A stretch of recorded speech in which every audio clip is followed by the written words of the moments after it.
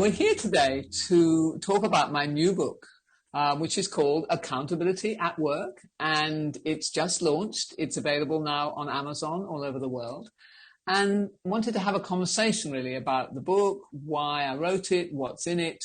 And to do that, I've invited my colleague, Liz Stanley. Hello, Liz. Hi, Carolyn. So we can have a bit of a to and fro about accountability and why we think this book is going to be valuable for all of you. So welcome, Liz. Thank you. Thanks for inviting me to talk about this with you, Carolyn. One of my favourite topics, as you know. I guess for me, the obvious place to start is about, kind of why this topic, why now? I mean, your first book was about an approach to managing culture, and it was really kind of how to change culture from A to Z. So I suppose this is very different, and I'm interested in, why focus just on one specific topic, accountability, right now? Well, a couple of reasons. The first one was that I think of all the archetypes which were in my first book, the achievement archetype was always something that I was very close to my own heart, and accountability at work is all about that achievement archetype. The second one was that this book is much more, the readership of this book I think is going to be much broader. This is for anybody really who wants to become known with a reputation as someone who keeps their word consistently and who is able to have other people keep their word for them in order to themselves perform. So talking to many clients and realizing, as you would, I know as well, that many people are frustrated. We often hear, don't we, at work, that people are saying, I wish my team would deliver, or, I thought my team had said they were going to do this and it's not happening. Or individuals also, I think, feeling that they are forced into setting goals or committing to goals that they don't really feel that they're able to meet. And overall, then, it always felt to me that the process of whether or not performance was going to happen had a little bit of randomness about it. I would even call it a little bit of hope, luck, and magic that was sort of in there. And it didn't seem to me to be right. It seemed to me that one could be more specific, more scientific about this. And that's really what this book is about. So that was one thing. And then the other thing was that I started testing ideas, as I do, as you know, and experimented with them with a particular team. This was maybe 3 or 4 years ago now. It was a team in Latin America, actually, one of our global clients. And they had been consistently underperforming against their budget, their target each year for, I think it was 5 years in a row. So obviously, head office was pretty frustrated with them. There was a new regional manager who came in. He was obviously pretty concerned. And the team itself, I think, just felt a bit debilitated by it all. So anyway, I tested these ideas and worked with them for a little while, and they turned around their performance. I mean, literally in 6 months, they went from, consistently underperforming on budget to being the fastest growing region. So I went, ooh, okay, there's something in this. And that was the beginning of the deeper research which led to this book. Right. I'm sure you've had similar experiences, but that was mine. I have, yeah. I mean, I remember when we were working with a transport business, actually, where they had so little achievement in their culture. It was amazing. I've never seen so little. And, I remember having the conversation with you at the time that, when we looked at what employees wanted in future, they wanted even less achievement. When we compared kind of the picture now and your ideal culture, that the achievement actually went down. And as it was, other than, the daily operations of kind of moving vehicles in and out, hardly anyone actually did anything ever. And they brought lots of consultants in to create fantastic strategies and transformation plans, and just didn't get implemented. So this story doesn't have quite the dramatic turnaround that your Latin America example had. But one of the things that really struck me was how frustrating I found it and how alien it was to me that there was just no accountability in the culture. It was my first experience of really working in a place like that. And I was working with the head of culture, and I just couldn't make anything have any progress. And I felt like we had a good relationship. She was really friendly. I just didn't seem to be able to influence her in that relationship to move on. And of course, as a consultant, that was probably also frustrating our project. So we were probably getting blamed for something. So there would have been a double reason for trying to tackle that. Yeah. Well, it's interesting that you say that, because I think at the heart of some of that is what I came to in the book here. To start with, there are two roles involved in accountability. And that, for me, was the first insight, was that precision, that clarity isn't always there. That you can't be accountable on your own. You can only be accountable in relation to someone else who is asking you or holding you to account. So the two roles are, I've called them in the book, the asker, who is the person who wants something, and the giver, who is the person who is going to deliver that. And so the dynamic between those two, and we all play both roles all the time, probably every day. If you think about the relationship between me and my customers, or me as a supplier and as a customer, or the relationship between me and other peers, like, you and I, for example, we're holding each other to account all the time. I might be holding you to account for something. You might be asking me for something. So we're playing that all the time. And then in a bigger sense, of course, there is the more classic, boss subordinate, the bigger goals that get put together. So we all play both roles. So within those two roles, there's always going to be a natural tension. The asker wants a lot. The giver is always a bit cautious about that.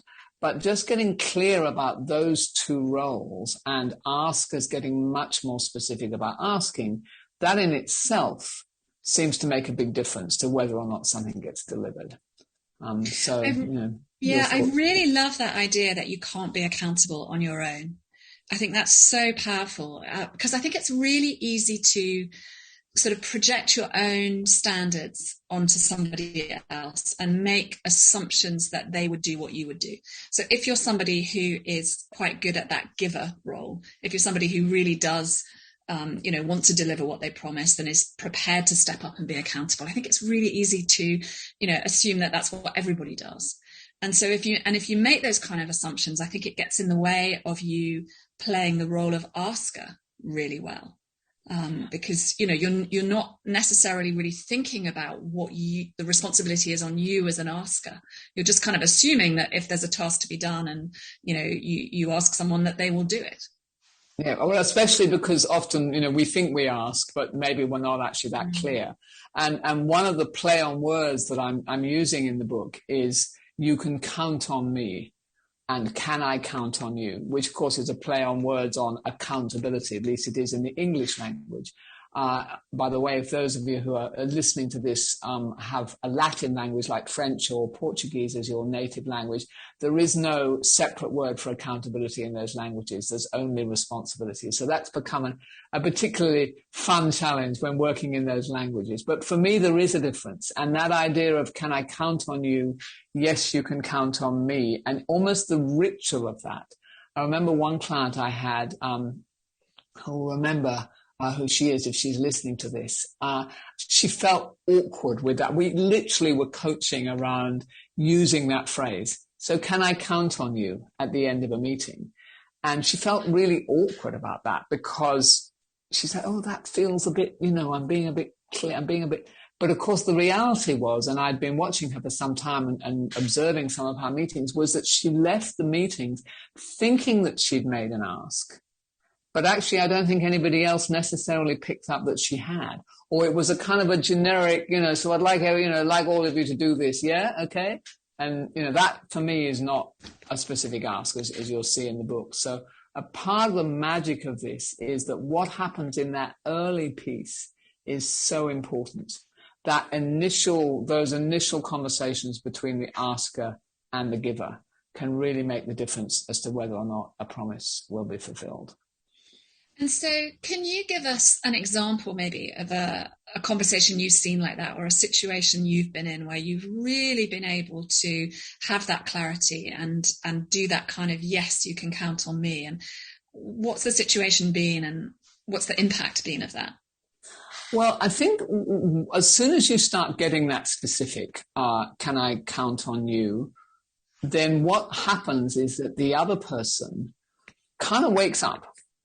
So an example would be that I have several times worked with clients to ask that question, perhaps of a budget that they've already set. They've already said, yes, this is what we're going to do, or at least it was sent in, to the board, so everyone assumes that it was set.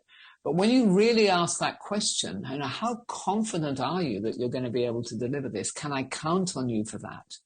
What you hear back is that people really are not 100% confident. They're not at that point. And you'll see on the front cover of the book, in fact, is the word promise, because I've used that word as to distinguish between what really is, yes, you can count on me, and what is just, well, I'll do my best. So this particular example where, we had a team of people ask that question, and what came out was that it wasn't really a promise. It was actually a best intention. It was when you started to list all the reasons why they thought they weren't going to be able to achieve it, you go, oh my gosh, this team I was thinking about, we're doing it with not that long ago. And you think, well, you should be spending 90% of your time together as a team fixing these 7 or 8 reasons that are now up on the whiteboard here as to reasons why you think you're not going to deliver it. So just even that question, can I really count on you? And you think, any of you who are listening to this, how often do we sit in front of someone else and say, you absolutely can count on me for this? There is a consciousness about this. There is a deliberateness about that, which makes me immediately kind of sit up a bit taller and be much more intentional, be much more clear. And I think something changes in you as well when you do that. I'll just give you a really simple example from my home. In the days before COVID, when I used to drive to work, I would sometimes, my partner would ring up and say, so what time are you going to be back? Because he was doing dinner that night. And I'd say, around 7 o'clock. And he'd say, because he's familiar with this content, okay, so is this a promise or an intention? And of course, that made me sit up and go, oh, okay, am I really going to be back at 7? Or am I just hoping? And of course, what he would say was, if he asked that question, he would then know, whether to put the spaghetti on at 5 to 7 or whether to wait till I got back before you put anything on. Because otherwise, you put everything on and then I'm back at 20 past 7, then he'd get frustrated and because he had the dinner all set wrong. So just that little thing about, is it a promise or intention makes it very deliberate. And when it becomes deliberate, it becomes, in my view, wholehearted or heartfelt. And that becomes a critical reason why it's probable that I will then do what I said I was going to do. Mm-hmm. That's been my experience. I think that's a really great distinction. I really do. And I love the home example, but I can also think of so many work examples where you see that there isn't that clarity. Just last week or the week before last, I was observing a leadership team meeting where they were reviewing their 2021 forecasts, and the head of the team was saying, I need your most realistic forecasts. I need to know what you're really confident that you can achieve. So what I hear there is a question about a promise. The language wasn't being used and it wasn't being explicit, but, I really need your most confident forecast here. Yeah. And a member of the team said, oh, but I thought you wanted us to be ambitious. I thought you wanted us to set stretch targets.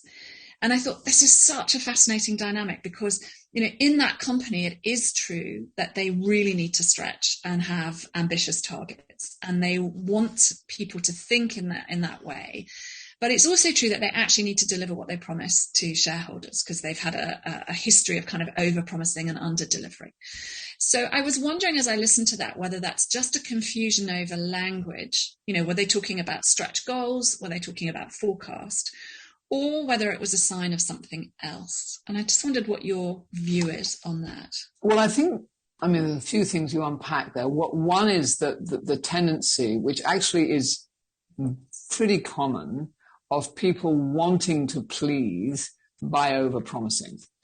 So being over optimistic, especially if there's pressure put on.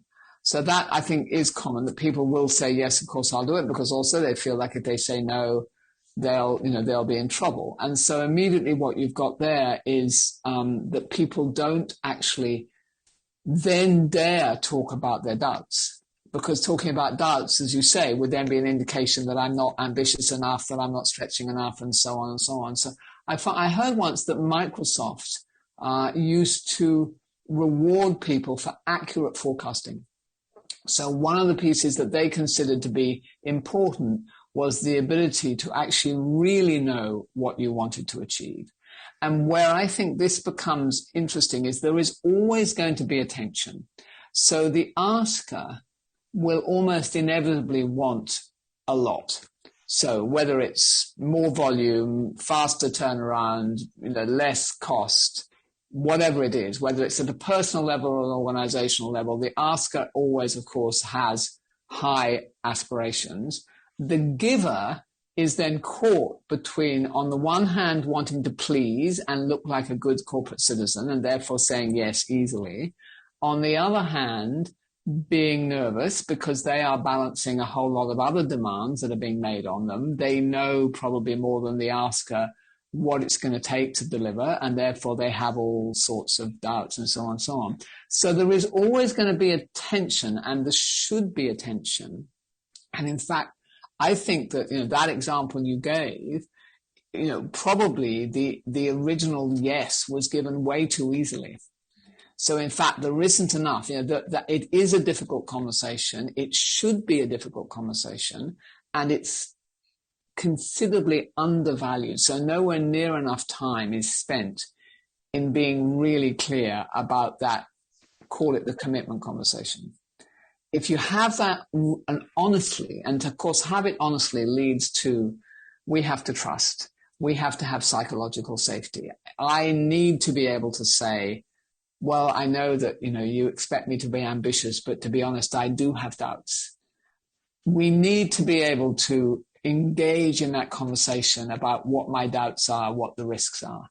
Because if we don't, either I will just say yes and overpromise, and, then there'll be a problem. That's the most likely to happen down the road. So what you're looking for, and the beauty of this dynamic, and I think accountability at its truest form, it does have a beauty to it, and I've tried to express that in the book actually, is that you're looking for the maximum possible goal or target, but within the realm where the giver feels that they can really say, I promise you, I give you my word. And so that is a dance, I think, between the asker trying to stretch and the giver being willing to have the conversations to the extent that they feel that they really can say, you can count on me. And in the end, of course, the asker needs this to be fulfilled. It's not in their interest for the whole thing to fail. So if you get that really rich conversation, and a lot of this book is about how to have that before the promise, I call it, conversation. But if you get that now, there are some issues which we'll come on to in a moment about then how do you manage the process after the promise. But the biggest insight that I got in researching this book was that people give their word carelessly. In fact, they might even not even say that they were giving their word. I think givers often just feel that they are kind of coerced into saying something. Askers just kind of tell. And that richness of conversation never really happens. Yeah, I mean, it's that amazing thing that happens so often in meetings when someone will say, someone in the asker role, so any issues or any concerns, or everybody okay with that? And kind of nobody says anything, and that's just taken as assent. I mean, I'm always astounded, even at really senior levels in organizations where, what's at stake is really big in terms of money and investment, people's time. I'm just astounded by the lack of precision there often is in conversations, how easily kind of numbers and deadlines get thrown around. Yeah, and it's, as you say, it's very rare to see precision and specificity in those conversations about what's being asked to and what's being committed to. So when you add that up and you then think, as you say, you think about the consequences after the conversation, you add up all of the energy that goes into those. and all the time that's then spent, I don't know, reforecasting or renegotiating or whatever, that it's phenomenal. So if you could just spend more energy and time up front to get the commitment conversation, as you call it, I think it's kind of self-evident to me. I'm struggling to think about such an issue. Well, it is self-evident. And as I wrote the book, and even as you read it, there is a simplicity about it, which I kind of went, oh my goodness, I hope people won't think this is, too simple in a way. And that, part of what I do is to try and simplify things. But I think it might in part be because at the senior level, one is expected to have all of this handled. So somehow it's expected that I don't need to be precise. I don't need to hold you to account because, I'm paying you big bucks and therefore you should just be able to do it. But of course, the opportunity for all the things we've just talked about are just as true at a senior level as it is at at any level, really, any relationship. And by the way, COVID in a way and working remotely has made it even more important, I think, because the nuances of what you're asking me for are even less likely to be clear. The risk people then feel is, well, now I can't look over someone's shoulder, so I don't know if something's happening.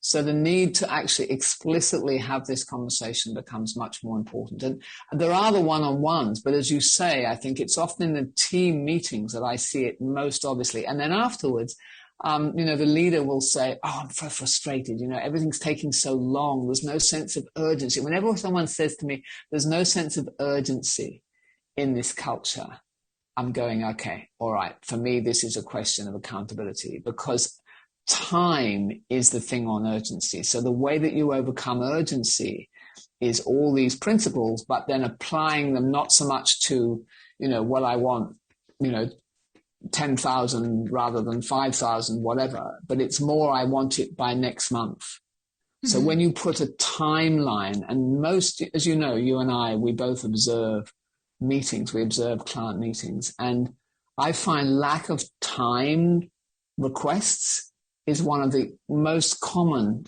and easiest things to fix.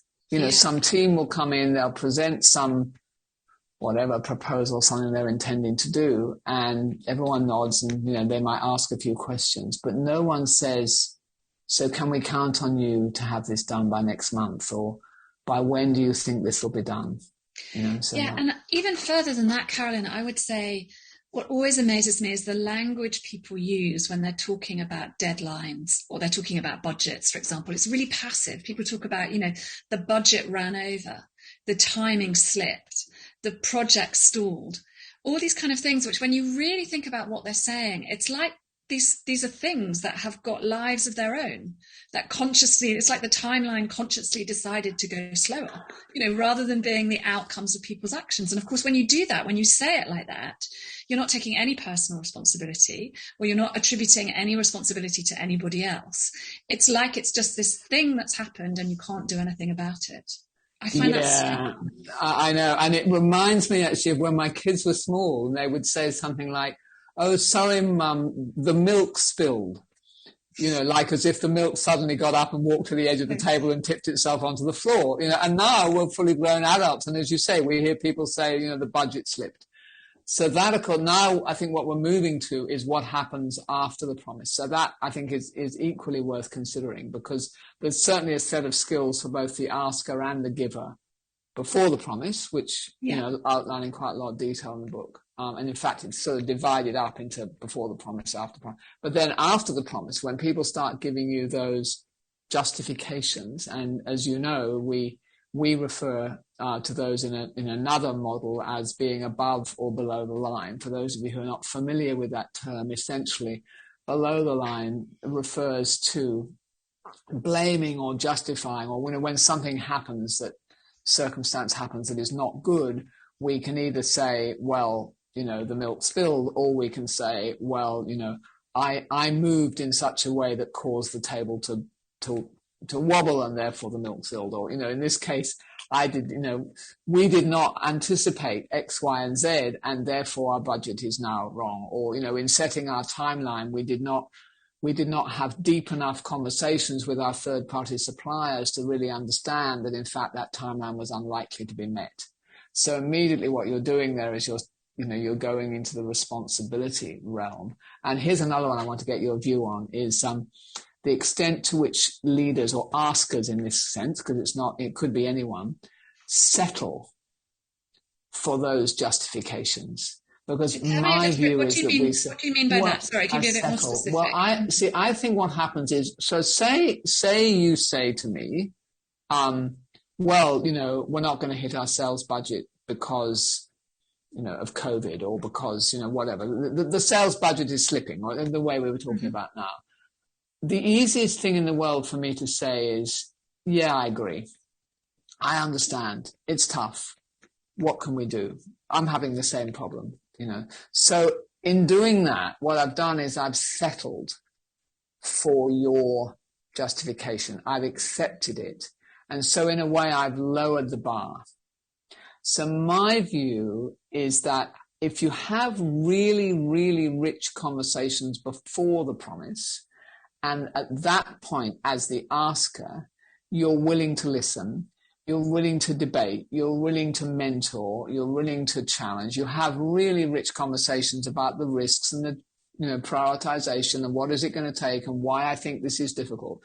If you allow or welcome the giver to have constructive conversations before the promise, then my view is that after the promise, then the asker actually has earned the right to hold the line and to not settle for that kind of excuse or justification which so easily gets given. Because if the giver really had the chance to do the ritual, yes, you can count on me, and to do that from the heart and to do it in a sense freely, that is to say that they felt in the end that the goal was, whilst it might have originally been asked of them by someone else, it becomes their own, then I think that we have to become much more rigorous about what then happens afterwards as an asker.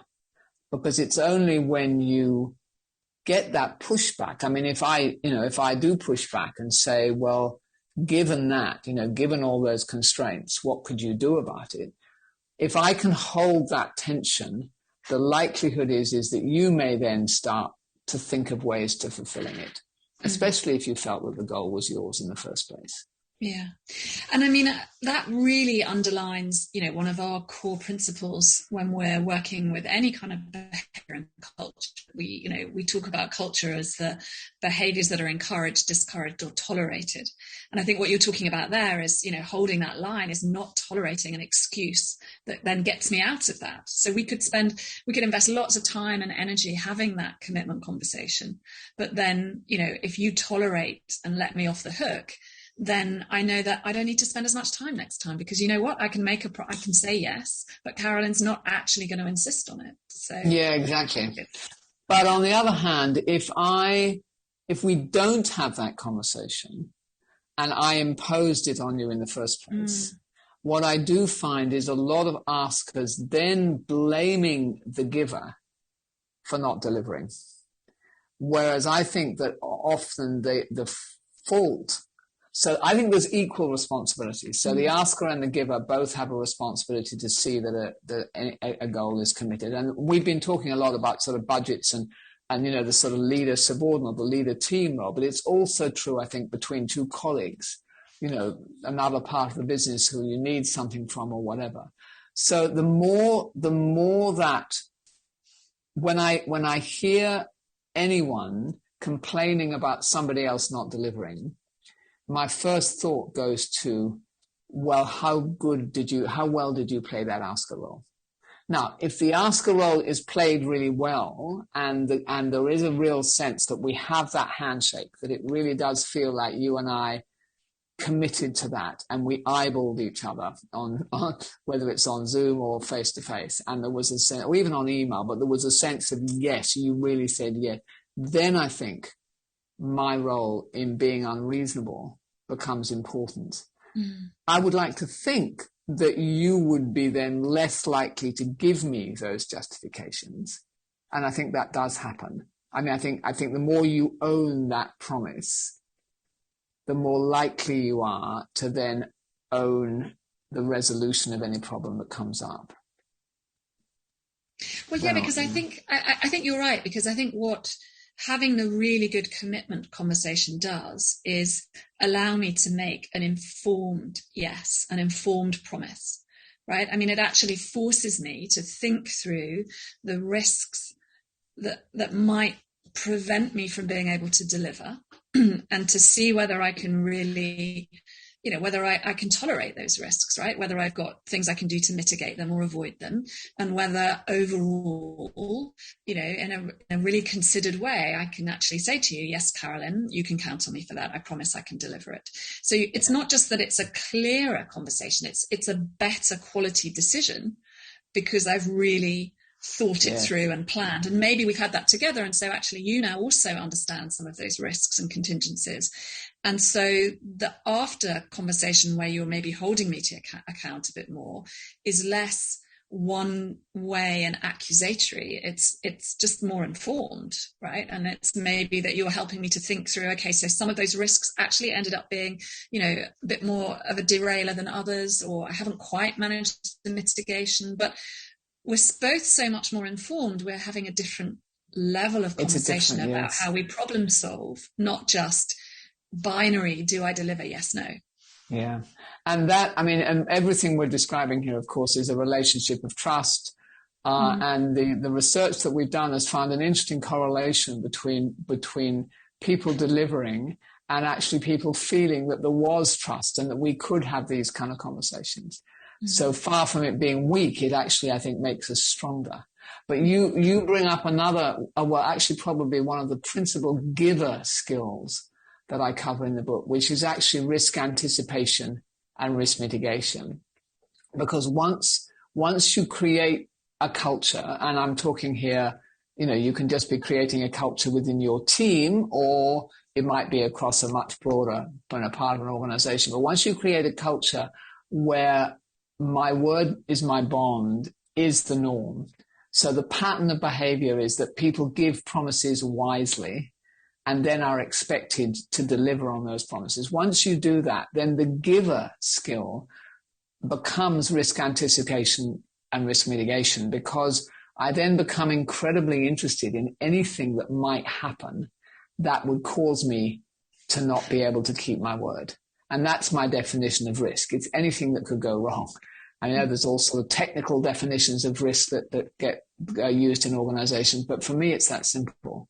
So the more that I have thought about what those things might be, the greater the chances in that I can then either mitigate them, which means reduce the likelihood that they will happen, but I can also potentially come up with a plan B. So let's say, that we had a goal together, which was that, we were going to hit a certain sales target, and then that sales target looks risky because one of the key clients is looking at risk. How many other sort of plan Bs do I have? So how many other irons do I have in the fire where I can bring them out to substitute the revenue that I'm not going to get from the other one? So the more that, for me, is the purpose of planning, is to actually make it easier for me to give a wise promise, and then for me to have the things in my back pocket that will help me to mitigate when things may or may not go wrong. But as you say, if the asker and the giver have had that conversation already, then I think there's much more likelihood that the two of them together might be able to solve the problem. Yeah, and I think also that's what builds trust, actually. So it's interesting that, if you ask people what a definition of trust is or who they trust, I mean, it's very common for people to say, somebody who does what they say they're going to do. Right, which is basically what we're talking about here in terms of accountability, right? Someone who delivers what they promise. And yet we also know there's lots of work on, vulnerability-based trust, and the idea that actually, if you're prepared to show that you're vulnerable, that really helps to build trust.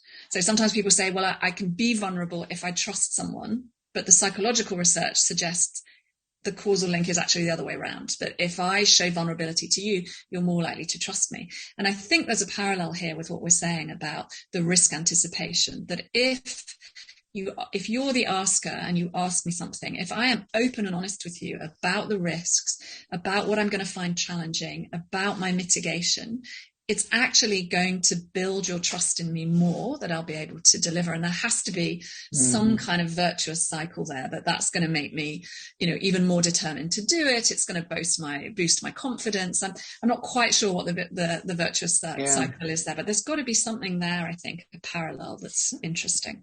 Well, and I think the other piece that it does is because you're willing to express a doubt here, it also means that when you say this is going to be delivered, my trust in you on that one will go up. Because what I realize is that you're someone who is prepared to be straight about, I know this is going to be delivered, this I've got some concerns about. So therefore you build a reputation. All of us, I think, if you think as an asker, all the people in your life who you're asking things for, I mean, in and out of work, there are certain people who you just know that when they say yes, it will happen. And there are others who that is absolutely not necessarily the case and is going to require a whole heap of follow-up. So there's something about building a reputation for keeping your word that then it becomes a virtual circle, because it becomes easier, I think, to then have the courage to express doubt. Often the people who are less likely to express doubt about whether or not they can deliver something are the ones who don't actually have the confidence that they can deliver other things, if that makes sense. And so there isn't that trusting relationship. So they're trying to look good.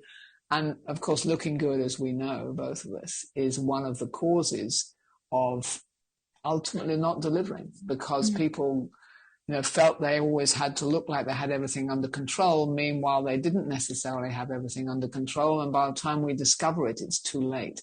The process I'm covering here in the book is that if you have the right conversations early, you build both the content, as you said, and the trust to then be able to face into very quickly changing tack if it looks like something is in trouble. And every now and again, even in an accountability culture, in a culture where promise is normal, fulfilling promises is normal, there will still be a moment when I'm not going to be able to do this. And then it's the ability to be able to go back and have that honest conversation and have it early enough that, maybe other things can be brought in to still help the asker do what they needed to do, rather than leaving it to the last minute. What I love about this model as well, Carolyn, is it allows, if I think back to the example I said when I was observing the meeting and people, the leader was saying, I want your, most confident forecasts. And they were saying, hang on a minute, I thought you wanted us to stretch. Is that once you start to have that conversation and once you get this distinction between promise and intention, you can have a very sophisticated conversation that's on different levels of commitment. So you can come back and say to someone, okay, based on what I have now, I can make you a promise that I will deliver 100 million. I can tell you my intention is to go to 150, but I can't promise that. And, here are the things it would take for me to go to 150 million instead of 100.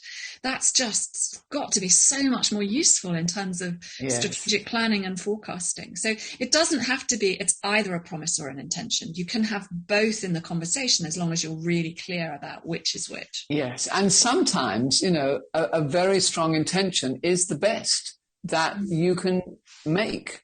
It's the best that a giver can offer, and it's the best that an asker can take. And with some people, by the way, in my life, I know that a very strong intention from them is likely to actually end up producing what I wanted. But they're being, so I think sometimes that distinction between promise and intention is really powerful. And we have been talking about, organizational wide examples, but I want to come back to, what this means for the relationship between you and I, between anyone who's watching this and anybody. If you think about all the people you have in your life, you can even sit down and write a little list with whom you have the relationship where you're the asker.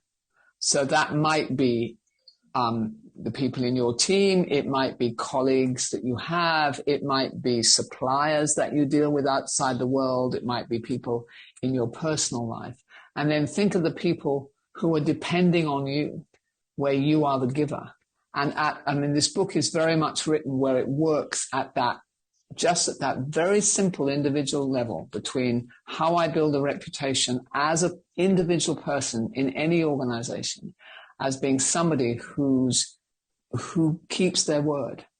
And it's such a powerful reputation to build with anybody, with your customers, obviously with your boss, with your colleagues. But that's what this is about. So it sounds simple, but it's very powerful. I would encourage anyone, any of you, if what Liz and I have been talking about makes sense, resonates with you, whether it is on the asker side, on the giver side, and of course all of you play both of those roles, take a look out for this book. As I said before, it's on Amazon. I think it's on most of the sites now across the world. In English at this point. It's going into Portuguese in June, and we'll probably go into other languages after that. And order it for yourself. Think about ordering it for your team. And if you want a bigger print run for your whole organization, be in touch with us, because we've got various little mechanisms. We might be able to do something special for you. But Liz, thank you so much. I knew this was going to be an interesting conversation. I know it's one that will continue after this video is turned off.